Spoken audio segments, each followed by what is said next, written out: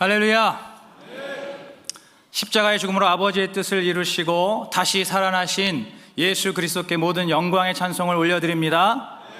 부활하셔서 잠자는 자들의 첫 열매가 되시고 2000년이 지난 오늘 우리에게까지 영원한 산소망 되시는 예수 그리스도께 모든 감사와 찬송을 올려드립니다. 또 이렇게 감사와 영광을 올려드리는 이 감격적인 부활주일 예배에 주님의 은혜 가운데 나오신 우리 모든 성도님들을 예수 그리스도 이름으로 환영하고 축복합니다. 이제 우리 앞에 계신 분들과 함께 인사하실 때에 잘 오셨습니다, 예수님 부활하셨습니다 인사하겠습니다.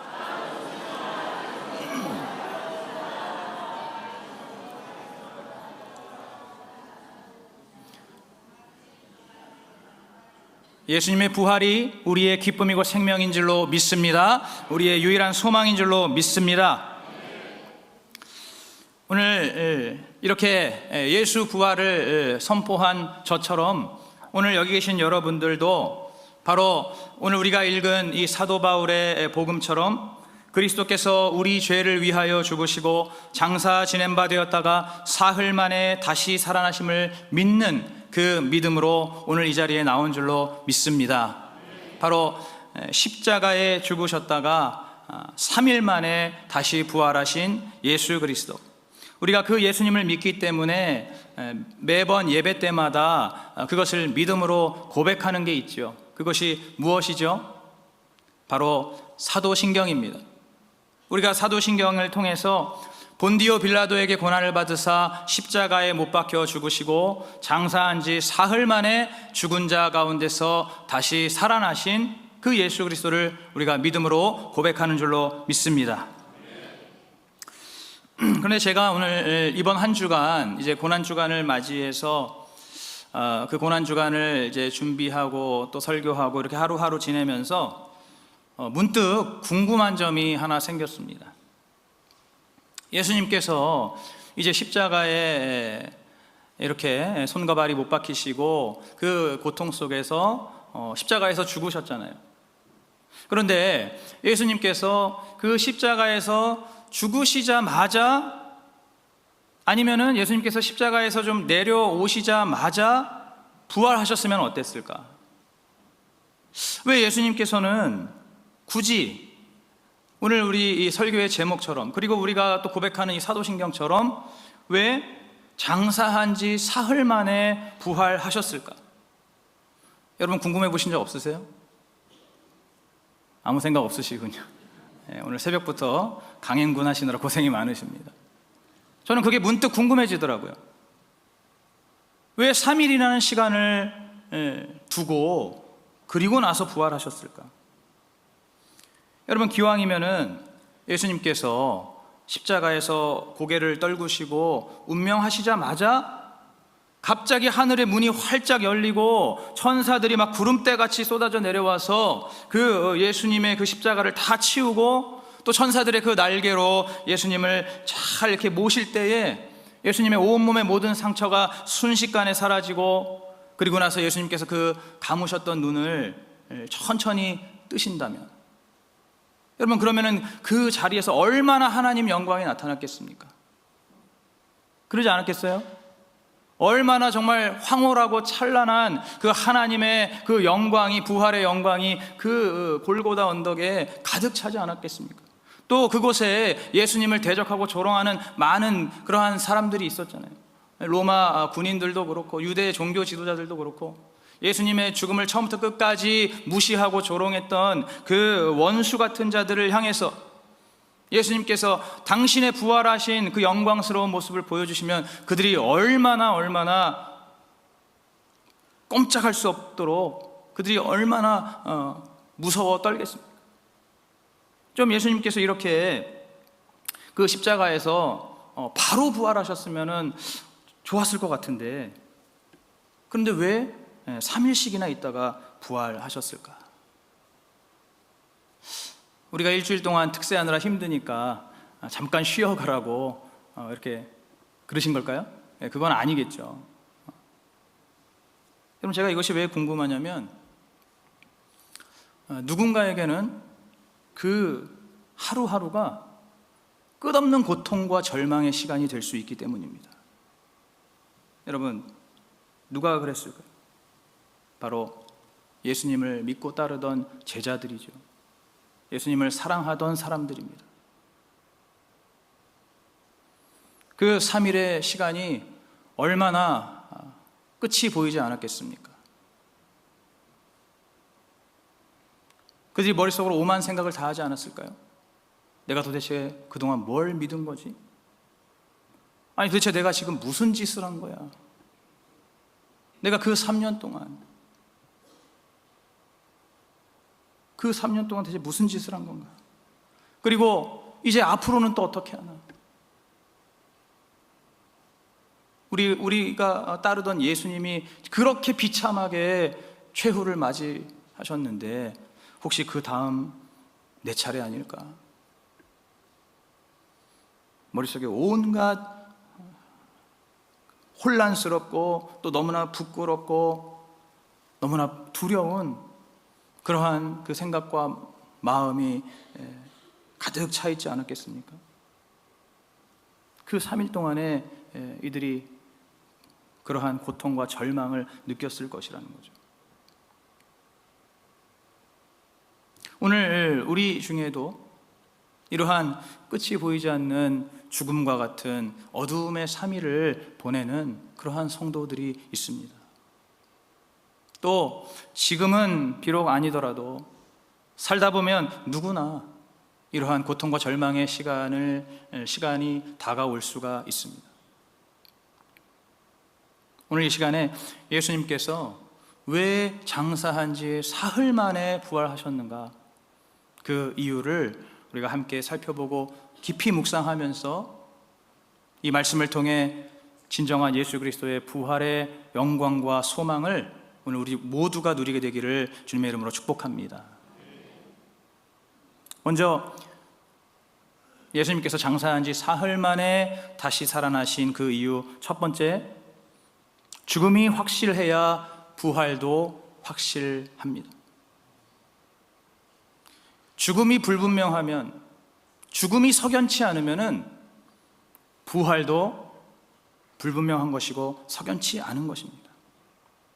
우리가 일반적으로 뇌사 상태나 또는 식물 인간이었다가 간혹 다시 깨어나는 경우가 있죠. 여러분, 그럴 때 그것은 우리가 부활이라고 하지 않습니다. 그것은 뭐라고 하나요? 소생이라고 하죠. 아니면 좀 더 일반적으로 이제 회복이라는 말을 씁니다. 그러니까 이 부활이라는 것은 의학적으로나 생물학적으로나 누가 보더라도 확실하게 죽었을 때, 그렇게 확실하게 죽은 상태에서 다시 살아났을 때 그것을 부활이라고 하는 것이죠. 그런데 오늘 예수님께서 무덤에 장사되시고 3일 동안, 사흘 동안 계셨죠. 여러분, 성경에서 3이라는 숫자는 완성 또는 완전을 의미합니다. 성경에서 이 완성과 완전을 뜻하는 그 숫자가 3과 7인데, 어쨌든 그래서 이 3이라는 것은 이렇게 어떤 무언가의 완성된 것을 의미하는 거예요. 그러니까 예수님께서 지금 장사한 지 사흘이 되셨다는 것, 3일 동안 무덤에 계셨다는 것은 완전하게 죽으셨다는 것을 의미합니다. 예수님께서는 아주 확실하게 죽으셨다는 거예요. 그 죽음이 확실하기 때문에 예수님의 부활도 확실해지는 것입니다. 여러분, 지금은 물론이고 이 예수님 계시던 이 당시에도 예수님의 그 죽음과 부활을 의심하는 사람들이 굉장히 많이 있었습니다. 심지어 그 당시의 교회 안에서도 이 예수님의 죽음과 부활의 실체에 대해서 여러 논란이 많았어요. 그래서 그 가운데 영지주의라든가 이런 여러 가지 이단들이 벌써 그때부터 생겨난 것입니다. 예수님의 죽음은 가짜라느니, 다 나름대로의 그 이유가 있어요. 아니면 이제 예수님의 부활을 믿지 않는다든지.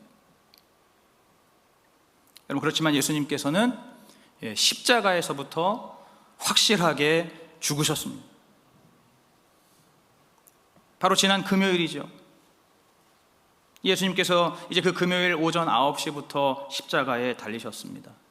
손과 발에 못이 박혀서 그 십자가에서 이제 달리신 다음에 6시간 동안 극한의 고통을 지나서 오후 3시 무렵에 숨을 거두셨습니다. 여러분, 원래 이 십자가형을 받는 죄수들은 십자가에서 그렇게 금방 죽지 않는다고 합니다. 보통 못해도 하루는 넘긴다 그래요. 사람에 따라 다 다르다는 거예요. 그 사람의 뭐 기본 체력이라든지 이런 거에 따라서 어떤 사람은 꽤 오랫동안 십자가에 이렇게 살아 있으면서 서서히 죽는 사람도 있다고 합니다. 여러분, 그런데 지금 예수님께서 금요일에 십자가에 달리셨잖아요. 그런데 이 유대인들은 그 다음 토요일이 안식일이거든요. 그 유대 율법상 이 안식일에는 십자가형을 용납하지 않습니다. 유대인들이 그 나무에 이렇게 뭐 거는 이것을 이제 저주라고 여기고, 또 그것을 보거나 이렇게 접하는 것 자체를 율법적으로 금하고 있는 것이죠. 그래서 그 금요일에 십자가형을 받은 그 예수님 양 옆에 있던 다른 죄수들은 아직 숨이 붙어 있는 상태에서 어떻게 했습니까? 그들의 다리를 꺾었습니다. 살아있는 그들의 다리를 꺾으면은 그들의 상체가 그 비중이 앞으로 쏠리면서 호흡곤란이 일어나는 거예요. 그래서 그 죄수들은 그렇게 죽게 되었습니다. 그런데 요한복음 19장에 보시면은 예수님께서는 이미 죽으셨다는 거예요. 로마 군인이 예수님의 다리를 꺾으려고 갔더니 예수님이 이미 죽어 계셨습니다. 그래서 다리를 꺾지 않고 어떻게 했습니까? 가지고 있던 창으로 죽으신 예수님의 옆구리를 찔러서 그 몸에 남아있는 모든 물과 피를 다 쏟아내셨습니다. 이렇게 예수님께서는 그 십자가에서 6시간 만에 아주 확실하게 분명하게 죽으셨다는 거예요.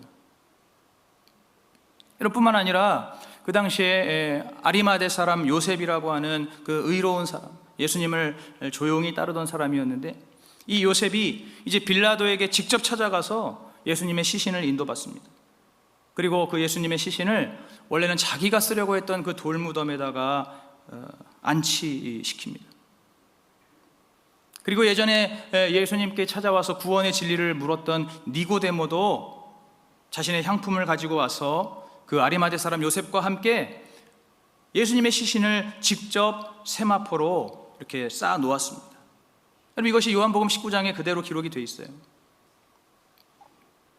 또 이 모든 일들, 이렇게 예수님을 안치하고 예수님의 시신을 세마포로 싸는 이 모든 일들을 그 당시에 예수님을 따르던 여인들이 그것을 분명하게 보고 돌아갔습니다. 그 모든 일들을 다 목격했다는 거예요.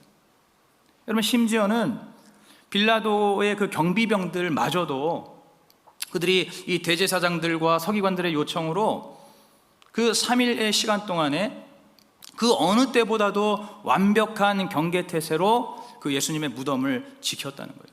그 무덤 앞에서 이들이 보초를 서고 있었다는 겁니다. 그러니까 이 예수님께서는 이렇게 십자가에서부터 그 돌무덤에 이르기까지 그 3일 동안에 어느 누구도 부인할 수 없도록 아주 확실하고 분명하게 죽으셨다는 거예요. 여러분, 그렇게 예수님의 그 죽음이 너무나 확실하기 때문에 그 예수님께서 다시 살아나셨을 때 그 부활의 예수님을 보는 모든 제자들과 모든 사람들이 이것이 부활일 수밖에 없다라고 고백하게 되는 겁니다. 예수님의 죽음을 너무나 확실하게 봤었기 때문에 예수님께서 뭐 십자가에서라든가 아니면 돌무덤에서 미세하게 뭐 숨이 이렇게 아주 운 좋게 숨이 붙어 있었는데 기적적으로 회복이 되고 그런 게 아니라는 거죠. 예수님은 십자가에서부터 돌무덤의 그 3일 동안에 분명하게 죽으셨고 아주 확실하게 죽으셨기 때문에 그것을 아는 사람들이 다시 살아나신 예수님을 봤을 때, 아, 이분은 정말로 하나님의 아들이구나, 이분은 정말로 죄가 없이 죽으셨기 때문에 다시 살아나신 부활하신 하나님의 아들이구나라고 하면서 주님을 향해서 영광을 돌릴 수밖에 없게 된 것입니다. 그 예수님을 보면서 믿을 수밖에 없는 거예요. 아, 이분이 정말로 하나님의 아들이시구나, 이분이 하나님이시구나. 그것을 믿고 영광을 돌릴 수밖에 없는 것입니다. 여러분, 오늘 우리가 이러한 죽음의 3일, 고통의 3일, 절망의 3일을 보낼 때가 있습니다. 그러한 시간을 보내는 그 이유도 무엇입니까? 그 가운데 나의 모든 것이 완전하게 죽어져야 한다는 거예요. 그 시간 동안에 오늘 예수님께서 확실하게 죽으셨던 것처럼 오늘 그 시간을 지나는 그 터널을 통과하는 나도 완전하고 확실하게 죽어져야 한다는 것입니다. 어설프게 살아있으면 안 되는 거예요. 가느다랗게라도 숨이 붙어있으면 안 되는 겁니다. 아예 확실하게 죽어져야 되는 거예요. 그렇게 완전하게 죽어질 때에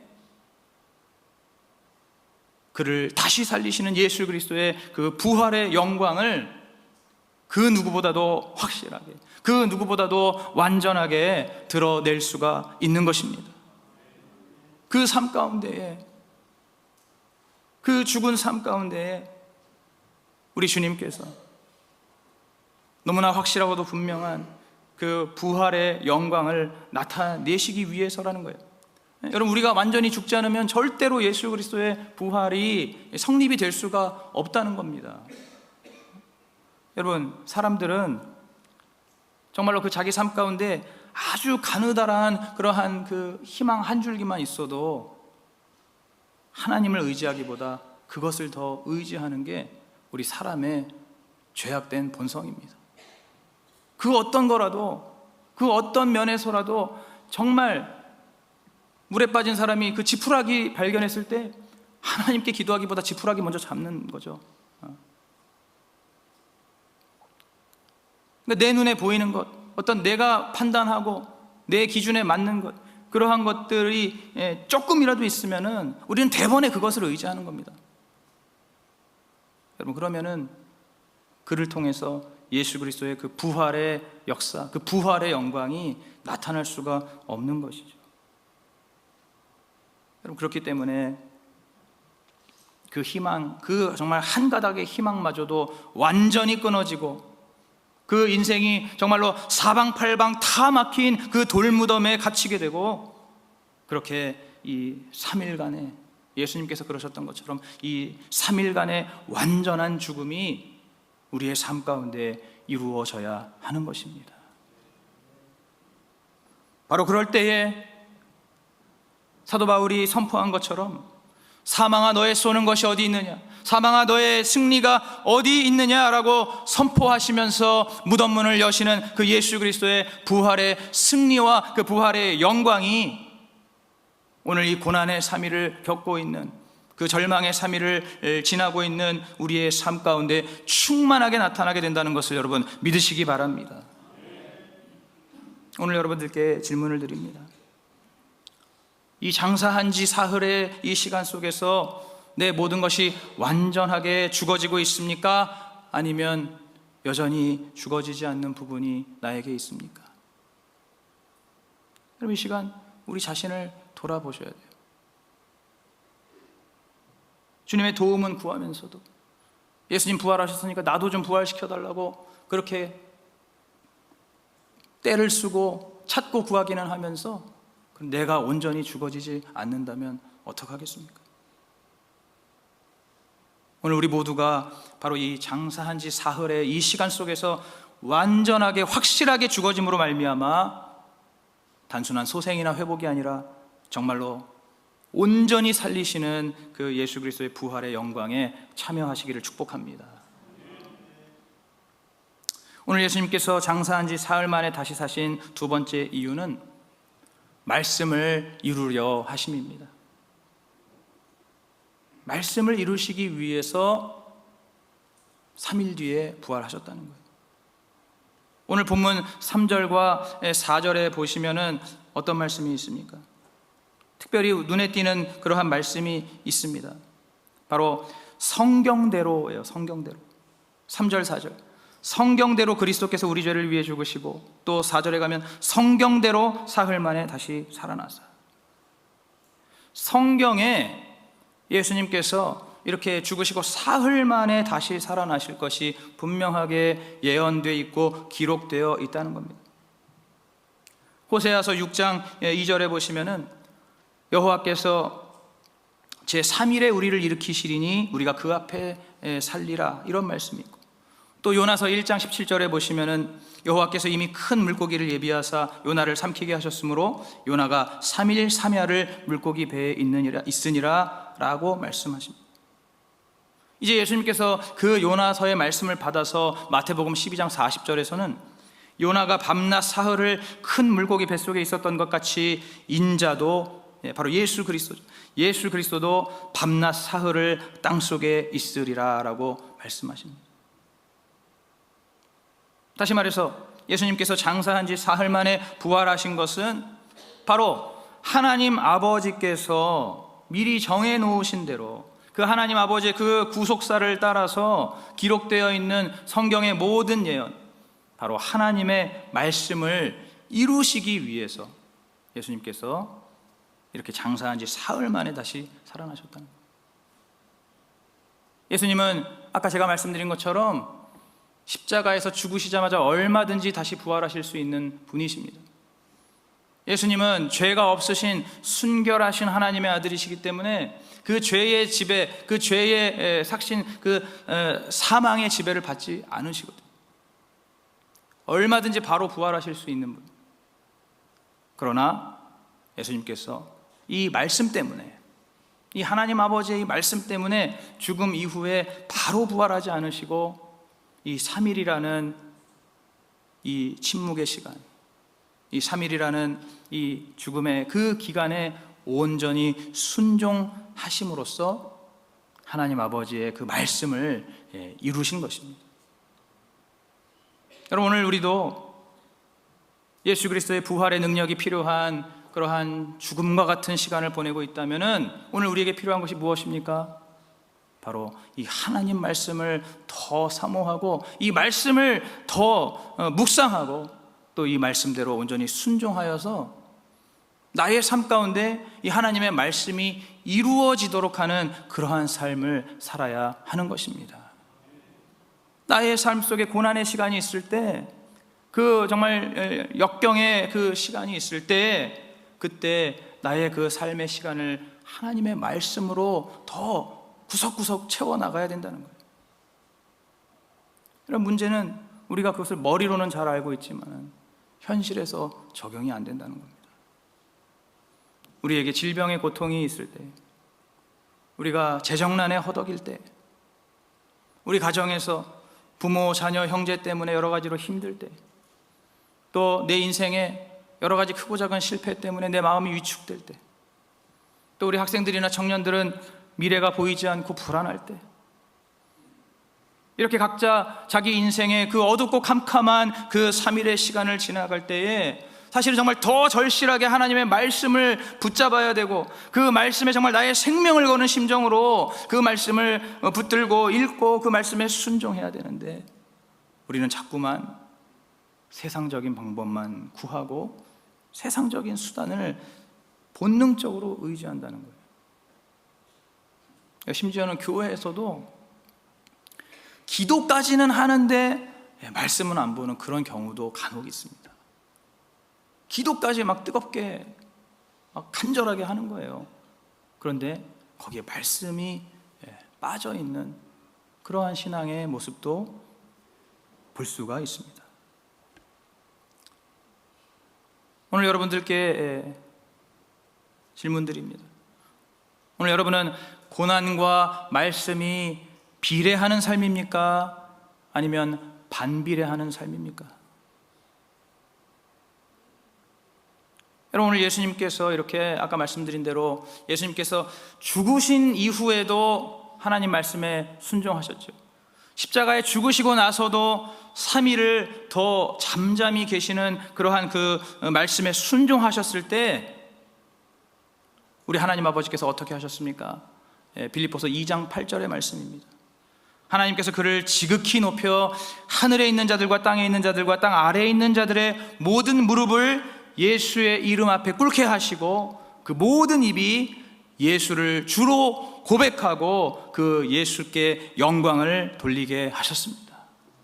예수님께서 죽기까지, 또 죽으신 이후에도 그 하나님 말씀에 순종하셨을 때 하나님께서 그를 지극히 높이셔서 모든 만물 앞에서 만왕의 왕, 우리 아까 성가대 찬양한 것처럼 만유의 주, 영원하신 부활의 왕으로 우리 하나님께서 그를, 예수님을 영광스럽게 세워주셨습니다. 오늘 우리의 인생이 힘들고 고난이 겹칠 때 여러분, 말씀에 우리의 운명을 걸고 그 말씀에 내가 정말 죽기 살기로 순종하고 그 말씀을 끝까지 따라가는 그러한 우리가 되기를 간절히 소원합니다. 예수님께서 장사한 지 사흘 만에 다시 사신 세 번째 이유는 오직 주님의 은혜로 구원하시기 위함입니다. 오직 주님의 은혜로 그 은혜를 나타내시고 그 은혜로 친히 구원하시기 위해서입니다. 오늘 우리 본문의 5절부터 8절에 보시면 부활하신 예수님께서 그 게바를 비롯한, 베드로를 비롯한 모든 제자들과 또 500여 형제들과 또 초대교회의 사도들, 그리고 마지막으로 바울에게 나타나셨다라고 기록되어 있습니다. 여러분, 그런데 지금 방금 말씀드린 이 예수님께서, 부활의 예수님께서 만나신 그 모든 사람들 중에서 예수님께서 죽으신 그 3일 동안 예수님을 기다린 자들은 아무도 없었다는 겁니다. 예수님께서 장사되신 그 3일의 시간 동안 생전에 예수님의 말씀을 기억하면서 믿음으로 기다린 그러한 제자들 한 명도 없었다는 거예요. 여러분, 분명히 예수님께서 내가 십자가에 죽은 후에 다시 살아날 것이라고 말씀하셨거든요. 여러 차례, 마태복음을 비롯해서 여러 차례 성경에 그렇게 나오고 있습니다. 제자들이 분명히 들었어요. 그냥 듣기만 한 것이죠. 분명히 예수님께서 다시 사신다고 말씀하셨는데 그 예수님과의 세월이 너무나 무색하게, 너무나 허무하게, 그 예수님과 함께 했던 그 모든 사역들이 너무나 민망할 정도로 이들이 그렇게 다 뿔뿔이 흩어져서 예수님을 버리고 도망가 버렸습니다. 우리가 아는 대로 베드로와 안드레와 또 요한과 야고보는 그들이 예전에 그들의 업이었던 그 어부 일을 하기 위해 갈릴리 바다로 돌아갔고, 또 누가복음 24장에 보시면은 어떤 두 제자도 엠마오를 향해서 터벅터벅 돌아가는 그러한 장면이 나오죠. 모든 제자들이 그 3일간에 어떠한 믿음도 없이, 어떠한 기다림도 없이 그렇게 자기 갈 길로 가버리고 말았습니다. 여러분, 제자들이라도 어쩔 수 없는 거예요. 다들 믿음에서 떠나서 각자 좌절하고 방황하는 그러한 모습을 보여줍니다. 여러분, 그러나 3일 뒤에 부활하신 예수님께서, 아까 말씀드렸던 것처럼 그 예수님께서 제자들을 일일이 찾아가시는 거예요. 제자들은 아무도 예수님을 기다리지 않았지만 다 끝났다고 생각하고 그렇게 뿔뿔이 흩어졌지만은 예수님께서 그 제자들을 일일이 다 찾아가시고 그들을 다 만나주시고 또 그들이 모이게 해주시고 그들에게 손과 발과 옆구리의 모든 상처를 보여주시고 만지게 하시고 또 마지막으로 성령의 약속을 주셨습니다. 그렇게 모든 제자들과 형제들을 예수님께서 일일이 다 만나주시고, 그리고 이제 오늘 8절의 말씀처럼 맨 나중에 만삭되지 못한 나 같은 자, 즉 이 사도 바울에게도 나타나 주셨다는 거예요. 우리가 아는 대로 다메섹 도상에서 이제 사도 바울이 예수 믿는 자들을 죽이려고 혈기왕성해서 그렇게 막 찾아가고 있을 때 그 다메섹 도상에서 정말로 눈을 뜰 수 없는 그 밝은 빛 앞에 꼬꾸라져서 그곳에서 네가 핍박하는 예수, 그 예수님을 만나게 됩니다. 여러분, 오늘 이 바울이 왜 자신을 만삭되지 못한 자라고 합니까? 여러분, 그나마 다른 제자들은 원래부터 예수님을 따르던 자들이었죠. 그런데 바울은 그것도 아니었습니다. 바울은 예수 그리스도의 교회와 성도들을 무자비하게 핍박했던, 그래서 자기가 자기 스스로를 생각할 때 정말 사도 될 자격이 없는 그러한 가장 작은 자, 정말 자기 자신을 그렇게 만삭되지 못한 자라고 그렇게 표현하고 있는 것입니다. 그럼에도 불구하고 부활하신 예수님께서 그 바울에게도 직접 나타나셔서 영적으로는 이미 죽어버린 그 바울을 다시 건져내 주시고 구원해 주셨다는 것입니다. 이것이 바로 부활하신 예수 그리스도의 은혜입니다. 그 3일의 시간 동안에 그 누구도 예수님을 믿지 않고 의지하지 않고 기대하지도 않았지만은, 각자 자신의 생업을 향해서 도망가 버렸지만은, 그러나 예수님께서 그 변함없는 은혜와 사랑으로 제자들을 찾아가시고 오늘 이 죄인 중에 괴수라고 하는 이 사도 바울에게도 찾아가 주셨습니다. 여러분, 이 제자들도 그러할진데 사실 우리가 어떻겠습니까? 오늘 우리들도 우리의 삶 가운데 닥치는 그 죽음의 세월 속에서, 그 고통스러운 그 시간 속에서 내 노력이나 내 열심으로는 절대로 부활하신 예수님을 먼저 만날 수가 없습니다. 우리가 우리 스스로의 힘, 우리의 스스로의 노력과 열심으로는 절대로 그 부활하신 예수님께 나아갈 수 없다는 거예요. 왜 그렇습니까? 오늘 우리가 아무리 노력해도 우리는 죄인이기 때문이에요. 오늘 이 제자들처럼, 또 만삭되지 못한 이 바울처럼 우리는 끊임없이 우리 주님을 실망시켜 드릴 수밖에 없는, 우리가 아무리 노력하고 열심을 낸다 할지라도 주님 앞에 온전할 수 없는 그러한 자들이기 때문에 사실 우리가 예수님께 먼저 나아갈 수는 없는 거예요. 그럼 실제로 그렇지 않습니까? 우리한테 조금만 힘든 일, 어려운 일 생기면 여러분 마음이 하루에도 수십 번씩 왔다 갔다 하시잖아요. 말씀을 들을 때는 그래도 조금 그래 하나님 뭐 의지하고 신뢰해야 하지 않겠는가 하다가 교회 문 밖으로 발 한 발자국만 나서도 생각과 마음이 확 뒤집어지잖아요. 우리 스스로는 절대로 부활하신 예수님을 향해서 먼저 나아갈 그러한 믿음 오늘 우리에게는 없습니다. 그러한 능력 우리에게 없습니다. 그러나 바로 하나님의 은혜와 사랑이 모든 허다한 죄를 덮는 것입니다. 그 사랑의 하나님께서, 그 사랑의 하나님의 그 아들이신 이 부활하신 예수 그리스도께서 무능하고 자격 없는 우리를 구원하시기 위해서 그 주님께서 우리를 친히 찾아오시고 우리를 만나 주시는 줄로 믿습니다. 여러분, 그렇기 때문에 우리가 살면서 삶의 갈피를 잡지 못하고 어둠 속에서 헤맬 때, 여러분 사실은 그때 바로 이 은혜의 주님께서 이미 우리 앞에 와 계시는 겁니다.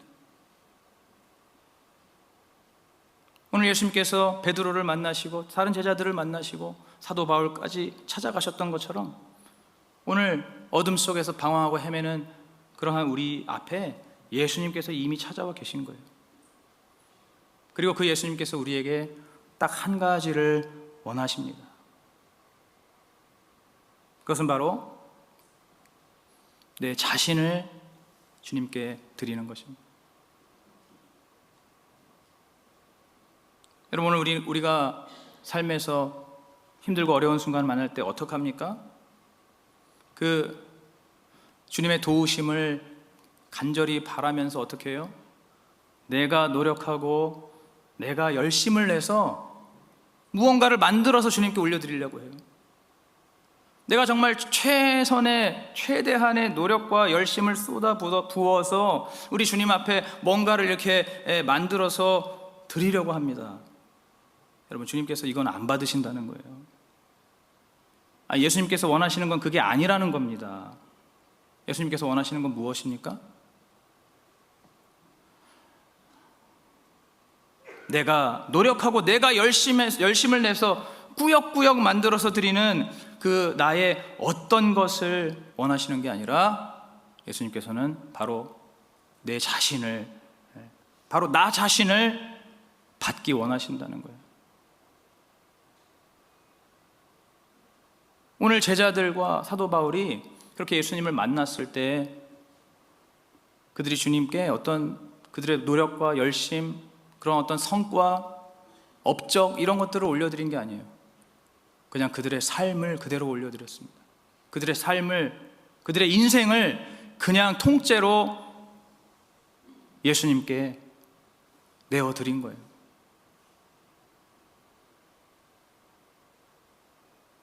그렇게 했을 때 그들 모두에게 예수 그리스도의 부활의 영광이, 부활의 능력이 그 삶 가운데 실질적으로 역사하기 시작한 것입니다.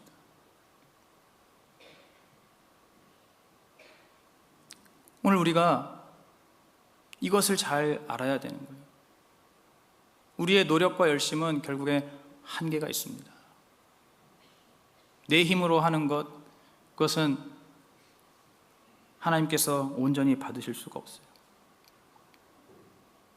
바로 내 삶을, 내 인생을 그냥 전체를 우리 주님께 내어드릴 때 바로 그 가운데에 예수 그리스도의 부활이 진정으로 이루어진다는 것을 여러분 믿으시기 바랍니다.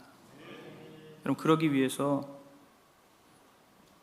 내 손에 힘을 풀어야 됩니다. 우리는 우리 자신을 우리가 꽉 움켜쥐고 있거든요. 주님 앞에 나의 삶을 온전히 드리기에는 내가 내 삶을 너무나 강하게 움켜쥐고 있는 게 많다는 겁니다. 내 자신을 움켜쥐고 있는 그 나의 손에 힘을 풀고 그리고 나를 온전히 내려놓아야 하는 거예요. 여러분, 제가 아까 앞에서 말씀드렸던 두 가지, 고난 속에서 완전히 죽어지는 것, 그리고 말씀으로 내 삶을 채우는 것, 여러분, 이것이 노력이나 열심이라고 생각하십니까? 그렇지 않아요. 내가 완전히 죽어지고 말씀으로 내 삶을 채우는 것은 바로 나의 힘을 완전히 빼고 내 자신을, 내 자아를 비워내고 그리고 나를 내려놓는 일입니다.